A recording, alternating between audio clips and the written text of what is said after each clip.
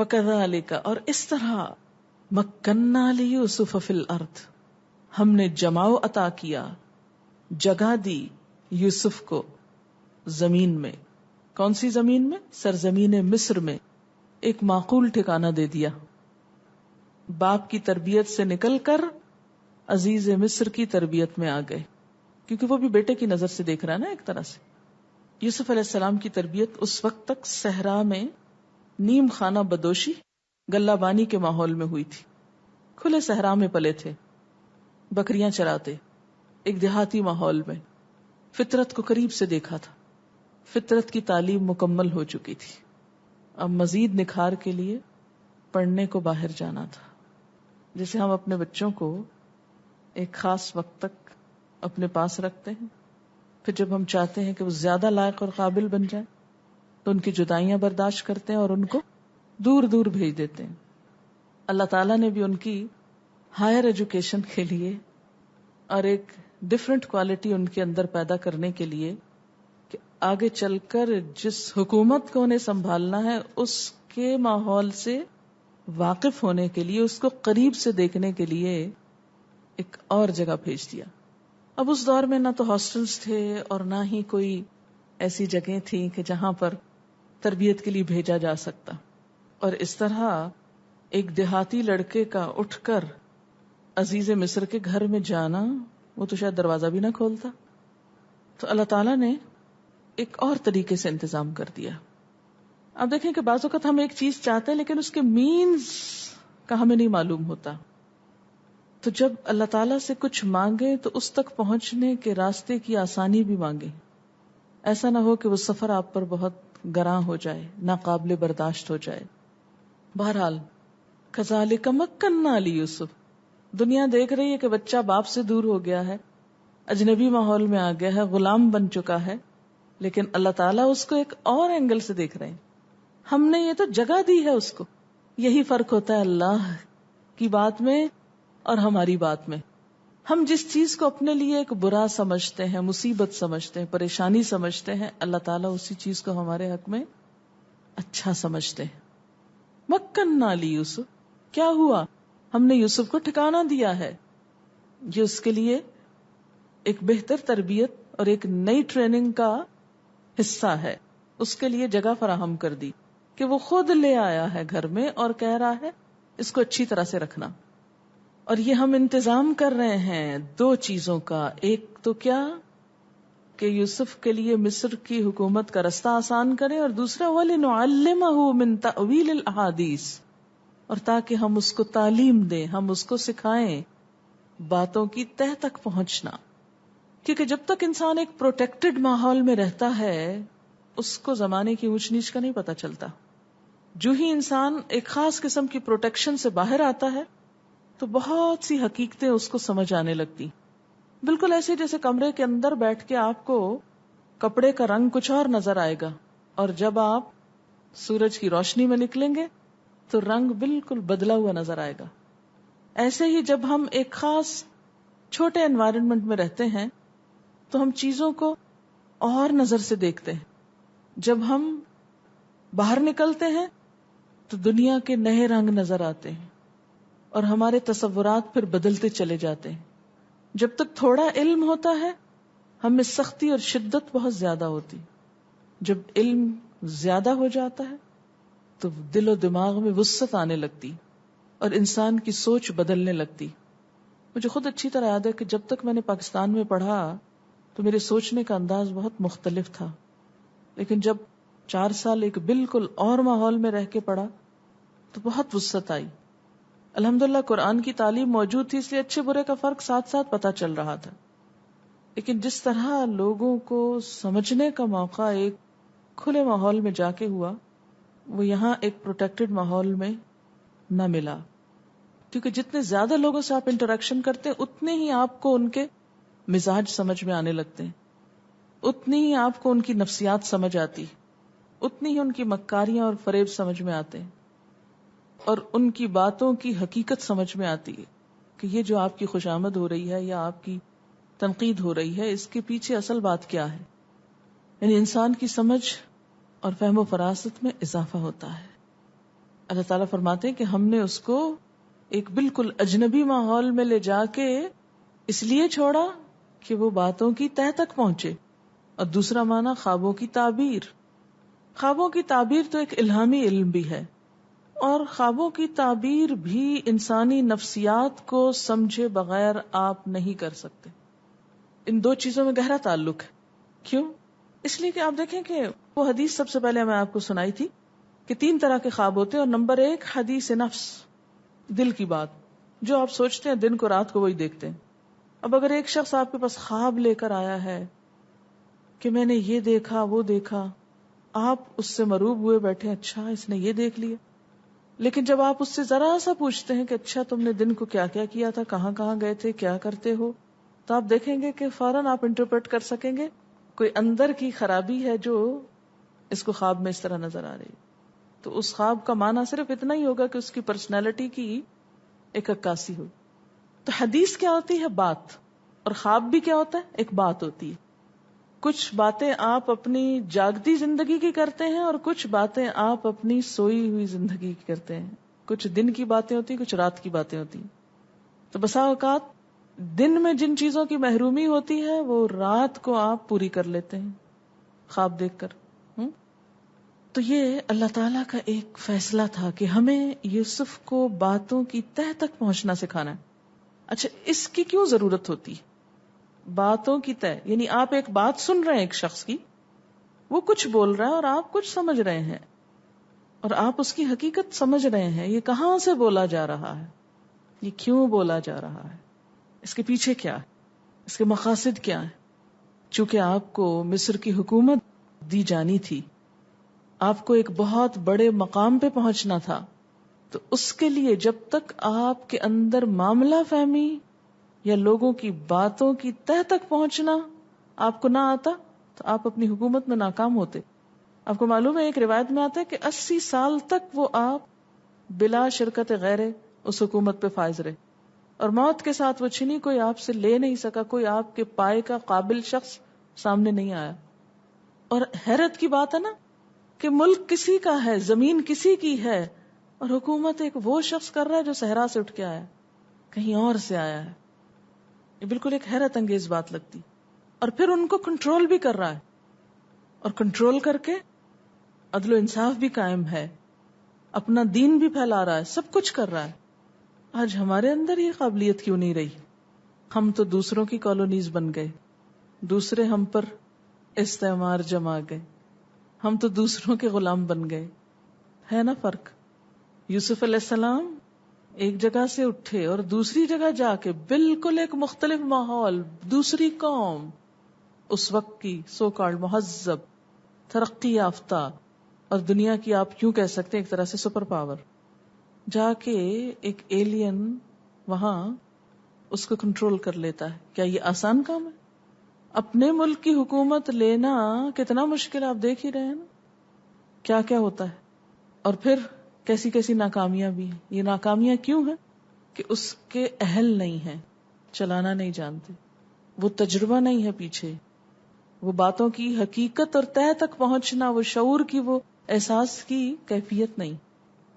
تو کسی بھی کام کو کرنے کے لیے قابلیت ضروری ہے، اور جو شخص قابل نہ ہو وہ زیادہ دیر بوجھ اٹھا نہیں سکتا، وہ جلد ہار کے بیٹھ جاتا ہے. یہاں اللہ تعالیٰ کو یوسف علیہ السلام سے ایک بڑا کام لینا تھا، اس لیے ان کی مرضی مزاج کے خلاف ایک ماحول میں ڈالا گیا. ظاہر ایک شخص جو نیک نفس ہے، باپ اس کا نبی ہے، ایک اچھے گھرانے میں پل رہا ہے، وہاں دین ہے، اللہ کا ذکر ہے، اللہ کی بات ہے، یہ سب چیزیں، ایک نیک نفس انسان تھے نا یوسف علیہ السلام، یعنی فطری طور پر وہ مائل تھے نیکی کی طرف. تو ان کی مرضی کے موافق ماحول تھا، اللہ نے اٹھا کے مخالف ماحول میں ڈال دیا. اور ابھی آپ دیکھیں گے کیسی کیسی آزمائشیں آئیں آگے. اچھا ہم لوگوں کے ساتھ بھی بعض اوقات ایسے ہوتا ہے، ایک جگہ ماحول بہت موافق ہوتا ہے، ہم بہت آرام سے، امن سے، پرسکون طریقے سے مثلاً پڑھ رہے ہوتے ہیں، کہ یکایک شادی ایک ایسے ماحول میں ہو جاتی، یا آپ ٹریول کر کے کہیں ایسی جگہ پہنچ جائے جہاں موسم بھی غیر موافق، جہاں غذا بھی غیر موافق، جہاں لوگ بھی غیر موافق، اور وہ انسان کے نفس پہ بڑا ہی گراں ہوتا ہے. یہ سب کچھ کیا ہو گیا میرے ساتھ؟ میں تو اچھا تھا جہاں ہر چیز میری مرضی کے مطابق تھی، میری خوشی کی تھی. لیکن اللہ تعالیٰ ایسے کیوں کرتا ہے؟ یہ اللہ کی ہمارے ساتھ دشمنی نہیں ہوتی، وہ اس لیے کرتا ہے کہ ہم سے کوئی اور اس سے بڑا کام لینا ہوتا ہے، پختہ کرتا ہے. مثلاً آپ اگر اپنے گھر میں رہتے ہیں تو آپ کا انٹریکشن کیا ہے؟ 2-4 لوگوں سے. آپ ہاسٹل میں رہتے ہیں تو 50 لوگوں سے. تو جتنے چالاک آپ ہاسٹل میں رہ کے ہو سکتے ہیں اتنے آپ گھر میں رہ کے ہو ہی نہیں سکتے، کیونکہ آپ کا رنگ رنگ کے لوگوں سے واسطہ ہے نا. کیونکہ انسان کو پھر خود اپنے پاؤں پہ کھڑا ہونا پڑتا ہے. گھر میں تو مائیں چیزیں سنبھال رہی ہیں، وہ کھلا رہی ہیں، پلا رہی ہیں، کر رہی ہیں. یہاں سب کچھ خود کرنا ہے، خود اپنی حفاظت کرنی، خود اپنے آپ کو بچانا ہے. تو اس سے انسان کے اندر زیادہ میچورٹی آتی، زیادہ پختگی آتی، اور پھر برداشت کی صلاحیت زیادہ آتی. موافق نفس چیزوں سے برداشت کبھی نہیں آئے گی، مخالف نفس چیز سے برداشت آئے گی. شروع میں آپ نہیں میں یہ نہیں اٹھا سکتا، میں یہ نہیں کر سکتا، یہ نہیں ہو سکتا، لیکن پھر آپ وہی ہوتے ہیں کہ آپ کر رہے ہوتے. اتنا سبق میں کیسے یاد کروں، یہ نہیں ہو سکتا، اور پھر آپ کر رہے ہوتے. سب یاد ہو رہا ہوتا ہے، سب ٹیسٹ ہو رہے ہوتے، سب اسائنمنٹس ہو رہی ہوتی ہیں. ایک شخص تھا ہمارے شہر میں، کرسچن تھا. دور دور سے لوگ اس کے پاس دم کے لیے آتے تھے، اور واقعی اس کے دم میں تھا کچھ کہ وہ جس پہ پھونک مارتا تھا وہ ٹھیک ہو جاتا تھا. آزمائش بھی ہوتی ہے نا اللہ کی طرف سے یہ لوگوں کے ایمان کے لیے، اور ایک فتنہ بھی ہو جاتا بعض اوقات. لیکن اس سے کسی نے پوچھا کہ تمہارے دم میں اثر کیوں؟ اس نے کہا میں ہر وہ کام کرتا ہوں جو میرے نفس کے خلاف ہوتا ہے، میں اپنی مرضی کے خلاف چلتا ہوں. جب میں مرضی کے خلاف چلتا ہوں تو خود کو مسخر کر لیتا ہوں، میرے اندر ایک قوت آ جاتی. جن لوگوں کے اندر سیلف کنٹرول ہوتا ہے وہ وہی ہوتے ہیں جیسے ایک گھوڑے کو کنٹرول کرنا، جو جانے وہی گھوڑے کی سواری کر سکتا ہے. دوسرے انجوائے نہیں کر سکتے، اس پہ نہیں چڑھ سکتے کہ جن کو گھوڑا کنٹرول نہ کرنا آتا ہو. تو اسی طرح جو لوگ اپنے نفس کو کنٹرول کرنا جانتے ہیں وہی سوار ہو سکتے ہیں، وہی شاہ سوار ہو سکتے ہیں، اور وہی تیز دوڑ سکتے ہیں، آگے بڑھ سکتے ہیں. تو بعض اوقات اللہ تعالیٰ پھر شاید اس لیے ایسے لوگوں کو جزا دینے کے لیے کیا کرتے ہیں، دنیا میں ہی ان کو کوئی ایسی چیز دے دیتے ہیں کہ جس سے دوسرے مسخر ہوتے جائیں. تو یہ جو جملہ ہے نا وَلِنُعَلِّمَهُ مِن تَأْوِيلِ الْأَحَادِيثِ، یہ سب مخالف نفس، مخالف مواقع باتیں اس لیے دیں تاکہ وہ باتوں کی تہ تک پہنچے، معاملہ فہم ہو. اور حکومت کا راز معاملہ فہمی میں ہے. جو معاملے نہ سمجھتا ہو وہ تو ہر چیز بگاڑ کے رکھ دے گا، وہ تو الٹا دے گا، وہ تو بنے ہوئے کو بھی خراب کر دے گا. واللہ غالب علی امرہ، اور اللہ اپنے فیصلوں پہ غالب ہے، اللہ اپنا کام کر کے رہتا ہے. ولیکن اکثر الناس لا یعلمون، لیکن اکثر لوگ جانتے نہیں کہ ان کو اس مشکل میں کیوں ڈالا گیا. ان کو سمجھ نہیں آتی کہ یہ ہمارے ساتھ کیوں ہو رہا ہے. اچھا ہوتا کیا ہے جب انسان کسی امتحان میں پڑھتا ہے نا تو جو اس میں ٹھہر جاتے ہیں نا وہ ٹھہر جاتے ہیں. اب دیکھیں بعض لوگ لفٹ میں نہیں بیٹھ سکتے نا، وہ فوبیا ہوتا ہے وہ ہائٹ کا یا اوپر چڑھنے کا. اب وہ کیا کریں گے، سیڑھی چڑھیں گے مثلا تو دیر سے پہنچیں گے نا. اور جو اس کو برداشت کر جائے وہ چند سیکنڈ میں اوپر پہنچ جائے گا. تو فرق ہو جائے گا نا. تو جو شدتیں برداشت کر جاتے ہیں وہ تیزی سے آگے بڑھ جاتے ہیں، اور جو شدت برداشت نہیں کر سکتے وہ رستے میں پڑے رہ جاتے ہیں. واللہ غالب علی امرہ ولکن اکثر الناس لا یعلمون، لیکن اکثر لوگ جانتے ہی نہیں، ان کو علم ہی نہیں کہ اللہ کا طریقہ کیا ہے، اللہ اپنے کام کیسے لیتا ہے. اچھا جس طرح یہ یوسف علیہ السلام کو غلام بنا لیا گیا تھا، تو آپ یاد کریں حضرت سلمان فارسی کا قصہ اگر آپ نے پڑھا کس طرح ان کو ایک ملک سے دوسرے میں، ایک جگہ سے دوسری جگہ پہ جانے کا اتفاق ہوا، اور پھر بالآخر وہ بک گئے، مدینہ آ گئے، ایک یہودی کے غلام بن گئے. حضرت بلال کس طرح ایک غلام بن کے یہاں. حضرت زید کو دیکھیں آپ جب بک رہے تھے حضرت خدیجہ کے غلام بن کے آئے، وہاں سے حضور صلی اللہ علیہ وسلم کے پاس آ گئے. تو آپ دیکھیں کہ میں نے ابھی آپ کو امیجن کرایا تھا کہ جیسے جانوروں کی منڈیاں ہوتی ہیں تو انسانوں کی بھی منڈیاں ہوتی ہیں. اب ایک شخص منڈی میں کھڑا بک رہا ہو، اس کی عزت نفس پر، اس کی حالت پر کیا گزرتا ہو، اور خصوصاً کوئی اپنے ماں باپ کا بڑا ہی لاڈلا ہو اور اس کے ساتھ یہ سب ہو جائے، اس کے لیے تو اور بڑا امتحان. وہ تو رو رو کے سنبھل ہی نہ سکے کہ یہ ہو کیا گیا اور کیوں ہو گیا. تو بعض اوقات ہمارے ساتھ کوئی ایسی چیز ہو جاتی ہے کہ جس کو ہم اپنے لیے ناقابل برداشت سمجھ لیتے کہ یہ کیوں ہو گیا، اور پھر جلد بازی میں اللہ کے خلاف، اس کے فیصلوں کے خلاف بڑی سخت سخت باتیں کرتے ہیں ناسمجھی کی وجہ سے. لیکن جو یہ چوٹ کھا کے پھر سنبھل جائے اور شکوہ نہ کرے، وہ درجہ اوپر چڑھ جاتا ہے. جو امتحان پر صبر کر جائے وہ لازماً بلند مرتبے پا لیتا ہے، اور جو اس موقع پہ پھسل جائے اور چیخے چلائے اور بے صبری کرے وہ پھر اوپر نہیں جا سکتا. ہو سکتا ہے وہیں رہے اور ہو سکتا ہے اس سے بھی گر جائے. وَلَمَّا بَلَغَ أَشُدَّهُ، اور جب وہ اپنی جوانی کو پہنچا، نیا امتحان آ گیا، لڑک پن سے جوانی کو آ گئے، یہیں رہے، یوں لگتا ہے کہ کچھ عرصہ یہاں پر رہے کہ یہیں جوان ہو گئے. آتَيْنَاهُ حُكْمًا وَعِلْمًا، ہم نے عطا کی اس کو نبوت اور علم، نبوت اور قوت فیصلہ، حکم اور علم عطا کیا. اور یوں لگا جیسے اندھیرے میں ایک روشنی چمکی. ایسے میں انسان سمجھتا ہے کہ میری مشکلیں کٹ گئیں، لیکن ابھی نہیں کٹی. بعض اوقات ایسا ہوتا ہے نا کہ سانس بند ہو رہا ہوتا ہے تو ایک دم آپ کو سانس لینے کا موقع مل جاتا ہے، ڈوبتے میں وہ باہر نکال کے سانس لینے کا موقع مل، اور آپ سمجھتے کنارہ آ گیا بس، لیکن نہیں آیا. وَكَذَلِكَ نَجْزِي الْمُحْسِنِينَ، اور اسی طرح ہم جزا دیتے ہیں محسنین کو. محسن کون ہے؟ یہاں یوسف علیہ السلام. کیا ہے ان کے محسن ہونے کی علامت؟ کہ اللہ کی ڈالی ہوئی آزمائش پہ خوبصورتی کے ساتھ صبر، بغیر کسی شکوے کے. اب ایک نیا امتحان شروع ہوتا ہے. جب نوجوان ہو گئے تو کیا ہوا؟ وَرَاوَدَتْهُ الَّتِي هُوَ فِي بَيْتِهَا عَن نَفْسِهِ، پھسلانا چاہا اس کو.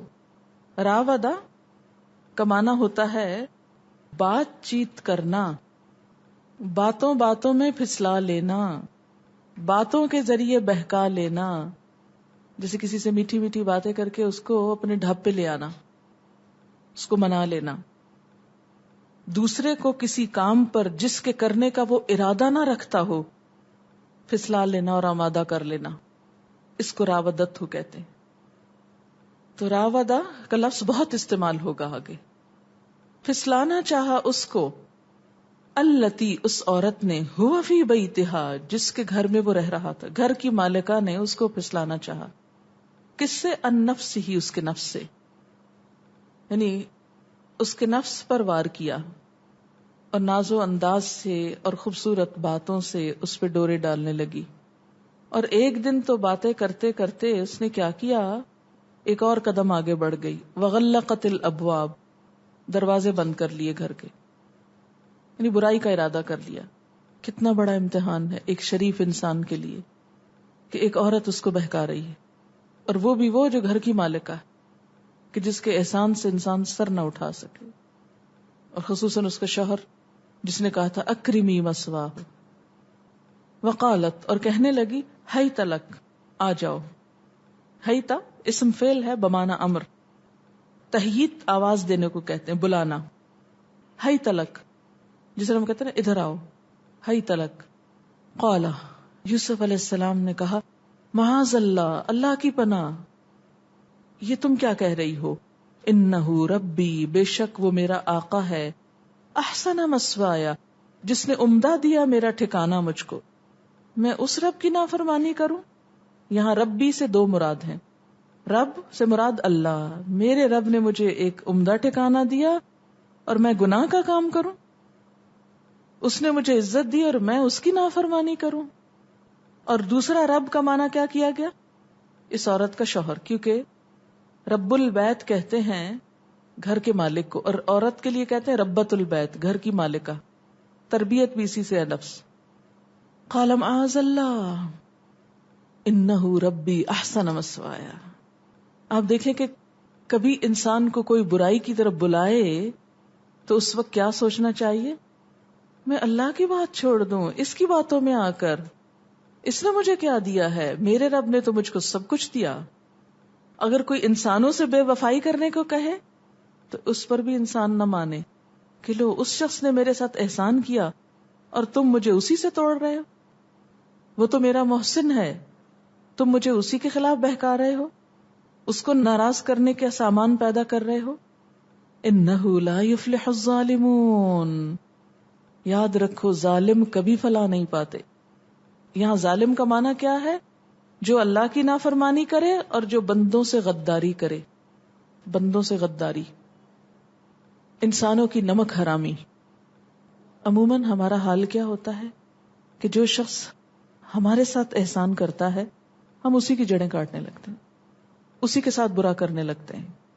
ایسا برا کرنے والے کبھی کامیاب نہیں ہوتے، کیونکہ یہ کتنی دل توڑنے والی بات ہوتی ہے نا کہ ایک شخص کے ساتھ آپ ہمدردی کریں، آپ اس کا خیال رکھیں، آپ اسے کھلائیں پلائیں، اس کے ساتھ ہر بھلائی کریں، اور وہ اٹھ کر آپ ہی کو تنگ کرنا شروع کر دے.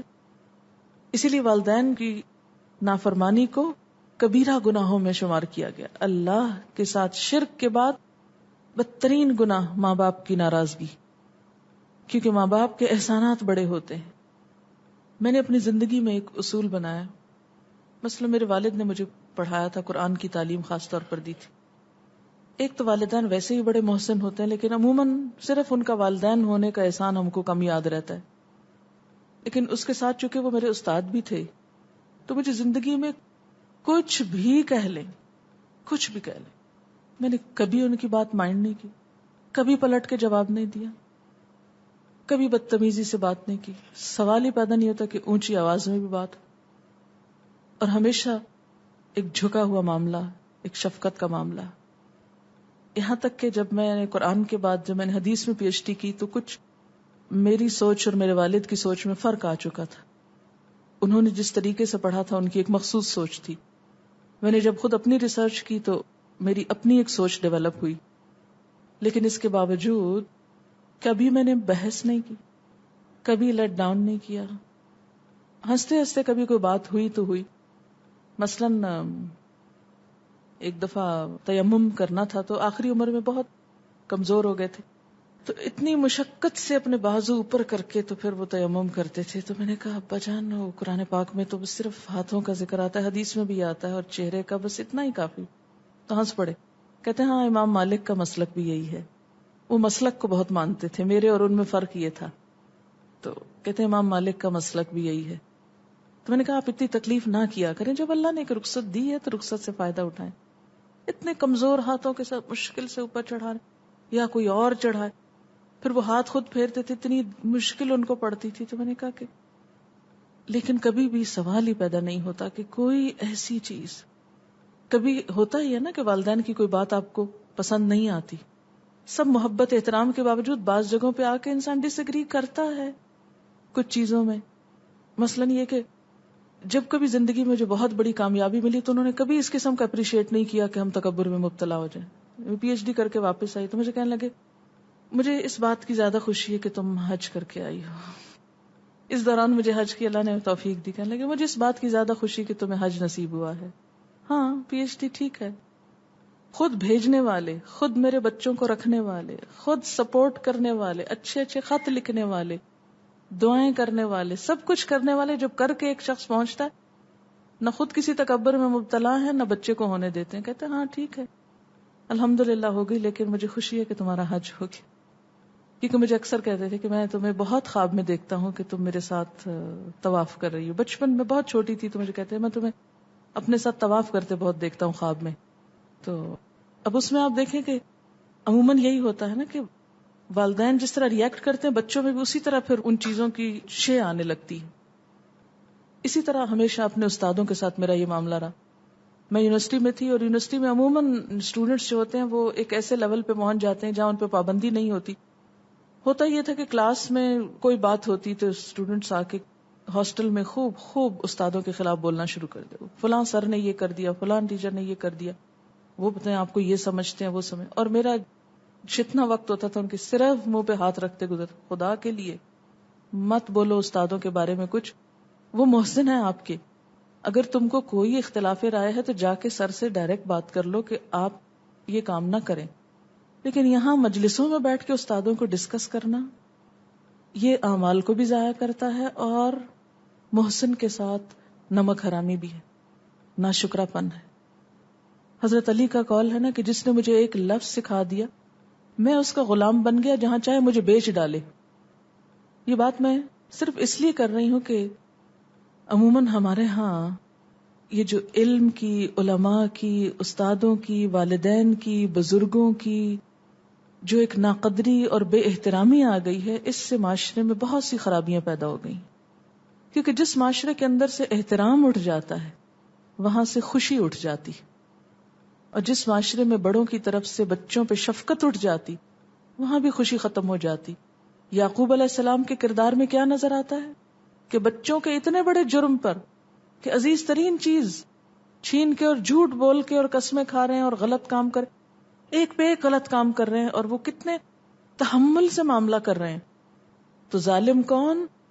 جو نمبر ایک اللہ کی فرما برداری سے نکلے، اللہ کی بات کے مقابلے میں جب لوگوں کی بات آئے تو اس کو مان بیٹھے، جیسے اس کیس میں ہو رہا ہے کہ وہ برائی کی دعوت دے رہی ہے اور وہ کہتے ہیں یہ کیسے ہو سکتا ہے کہ میں ایک گناہ کا کام کروں. وہ حدیث ہے کہ عرش کے سائے تلے 7 لوگ ہوں گے، ان میں سے ایک کون؟ وہ نوجوان جس کی جوانی عبادت میں گزری.